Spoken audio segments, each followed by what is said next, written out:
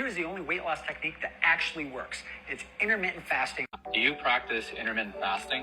Intermittent fasting is one of the best things you can do if you're dealing with insulin resistance. Let's take a look and see if intermittent fasting is actually better than continuous caloric restriction. A large Cochrane meta-analysis indicate that people intermittent fasting lose more weight than those continuing their usual eating patterns over a period of 3 months. However, compared to those doing caloric restriction, if the caloric deficit is the same, they lose the exact same amount of weight. When it comes to intermittent fasting for blood sugar and diabetic risk, intermittent fasting is not superior to caloric restriction for reducing fasting blood sugar and improving HbA1c. When it comes to fatty liver disease, intermittent fasting does not improve fatty liver disease any more than those who are simply calorically restricted. And in type 2 diabetics, there's no difference in blood glucose differences or weight differences compared to those who are doing calorie restriction but not intermittent fasting. When it comes to autophagy, it does not appear that intermittent fasting is any better than calorie restriction if calories are equated. And autophagy isn't always good, as prolonged calorie restriction and fasting can actually lead to excessive autophagy and cellular death. And despite claims like this, 12 to 16 hours, you're going to start to switch over into the fat burning system. You're going to get some testosterone. Intermittent fasting may actually reduce testosterone levels in lean, physically active men. It also reduces luteinizing hormone production, the hormone released by the pituitary gland to stimulate the production of testosterone.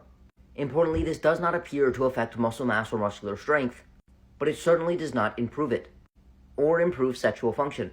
But many experts indicate that if the goal is maximizing muscle growth, intermittent fasting, especially combined with caloric restriction, may be suboptimal for maximizing or preserving muscle mass. And when it comes to long-term fasting, those enduring complete caloric restriction actually lose far less fat mass than those on an 800-calorie diet, but they lose a substantially greater amount of lean tissue.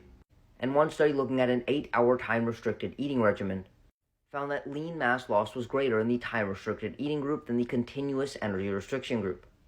With that being said, evidence does demonstrate that limiting your eating window to 6 to 10 hours within a 24-hour period typically reduces energy intake by 200 to 500 calories. Therefore, intermittent fasting may be one of the easiest and most effective ways to get into a caloric deficit. However, it is not superior to simply an energy-restricted diet in which you are eating throughout the day. And this is in terms of autophagy, blood glucose, insulin sensitivity, weight loss, and muscular adaptations.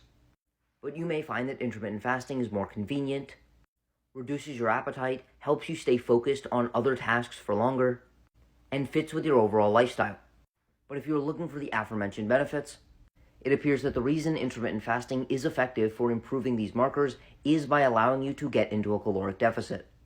Therefore, the real benefit of intermittent fasting for losing weight and improving health is via a caloric deficit. With that being said, if you would like an individualized approach to your nutrition and lifestyle to optimize your health, energy, and body composition, send me a DM to sign up for coaching.